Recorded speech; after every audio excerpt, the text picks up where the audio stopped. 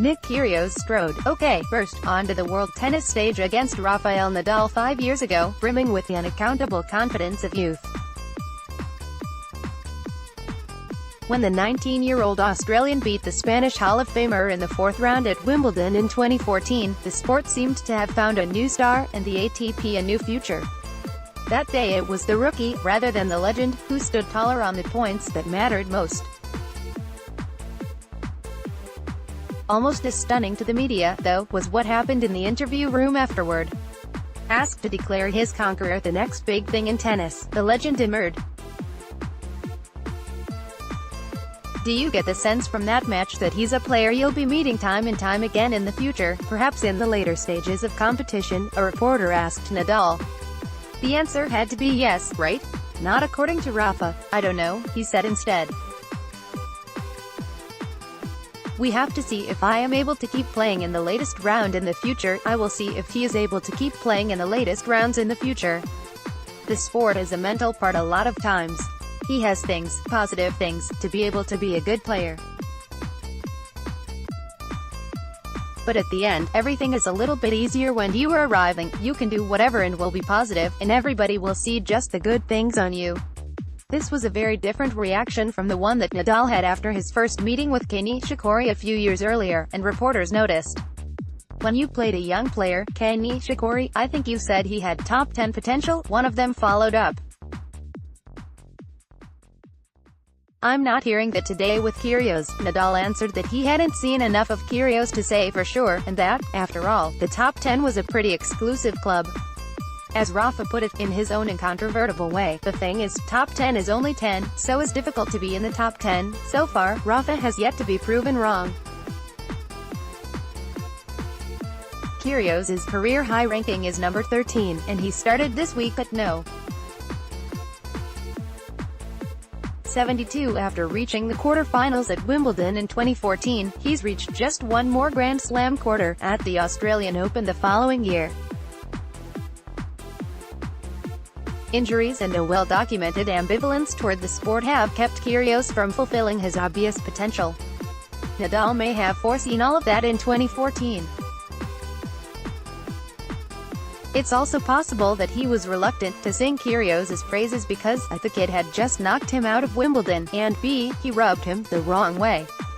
Which would hardly be surprising, because Nadal and Kyrgios are about as diametrically opposed, temperamentally, stylistically, philosophically, as two people who play the sport can get. Nadal tries to control the tempo of match by slowing it down. Kyrgios tries to control the tempo by speeding it up. Nadal is one of the sport's most driven and intense competitors, who sweats the details and digs as deeply as he can to win every match, and virtually every point. All athletes are competitive, but few have dramatized their passion for the fight with Nadal's gusto. As for Kyrgios, you never know what level of interest you're going to get from set to set and match to match. At times, as he tosses and serves, jaws with fans, and stands flat-footed to hit ground strokes, he seems bent on subverting the whole idea of competition. He'll always draw a crowd, but fans are just as likely to walk away from his matches confounded by his mercurial performances as they are thrilled by them. Even more aggravating, in Nadal's case, is that Kyrgios tends to care when he plays him, and the 6 feet 5 inches Aussie's penchant for blasting returns and bombing 120 mph. Second serves works well against Rafa's high-bouncing topspin. Before this week, Nadal led their head-to-head 3-2, but Kyrgios' unpredictable talents have always made him edgy. In short, a conflagration between Nadal and Kyrgios was probably inevitable, and it finally happened on Wednesday in Acapulco. As a show, it didn't disappoint. In the year's most entertaining contest so far, Kyrgios squeaked past Nadal 3-6, 7-6, 2, 7-6, 6. It was vintage Kyrgios all the way through. He began looking injured and possibly ill, and seemed on the verge of retiring. But at the start of the second set, he also seemed to sense some vulnerability, some anxiety, in Nadal, and decided to forget about whatever was bothering him and compete. The result was a shot-making exhibition. In the second set, Kyrgios saved 3 break points at 4-4, and then saved 3 match points in the third set tiebreaker. At one stage, seeing Rafa parked at the back of the court, he threw in an underhanded serve, a perfectly acceptable tactic, no different than throwing in a drop shot in the middle of a rally. At another point, he complained about Nadal taking too much time to get ready to return his serve. Afterward, Nadal gave Kyrgios a drive-by handshake and let his feelings about the Aussie be known. While telling reporters that he thinks Kyrgios is a good guy, who could be fighting for Grand Slams, Nadal also said he lacks respect for the crowd, his opponent, and towards himself. "He doesn't know anything about me," Kyrgios responded. "So I'm not going to listen at all. That's the way I play." The way he plays is very slow in between points. The rule in the book says he has to play to the speed of the server, but Rafa has his speed every time, so I'm not going to comment on him. Kyrgios has ignored advice and criticism from other legends of the game. Will this time be any different? On Thursday, he followed up his win over Rafa with one over Stan Wawrinka. But while the result was positive, his performance was uneven. He competed hard for 2 sets, and even stirred up boos from the crowd when he screamed in Wawrinka's direction after winning points.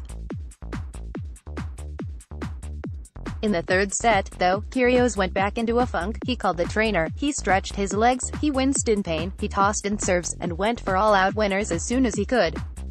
Yet he still beat a 3-time Grand Slam champion who was desperate to win. The depth and pace of Kyrgios's shots were simply superior to Wawrinka's. Chances are, Kyrgios will continue to be his confounding, sometimes brilliant self from week to week. Maybe the best we can hope for is that he and Nadal will face off more often.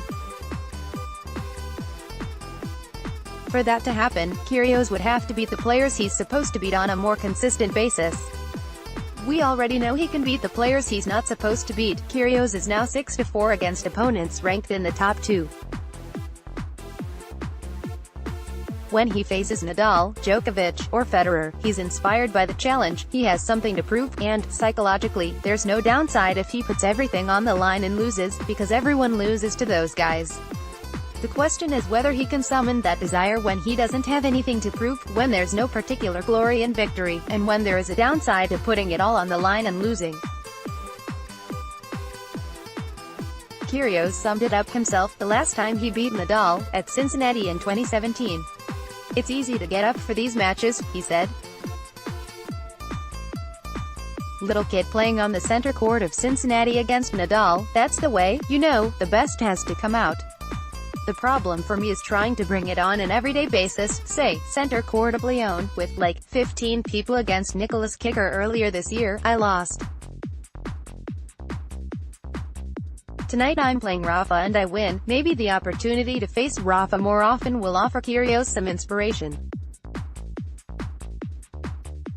Failing that, we could have them go on a one-on-one, winner-take-all exhibition tour, together. You'd watch, wouldn't you?" ATP, WTA Acapulco. Alexander Zverev headlines the Abierto Mexicano Telcel. Watch live coverage on Tennis Channel Plus beginning Monday, 2/25 at 5 p.m. Eastern Time. ATP Dubai. Watch Roger Federer, live from the Dubai Duty Free Tennis Championships starting Monday, 2/25 at 5 a.m. Eastern Time. ATP Sao Paulo. Tennis Channel Plus features live coverage of the Brazil Open beginning Monday, 2/25 at 10:30 a.m. Eastern Time.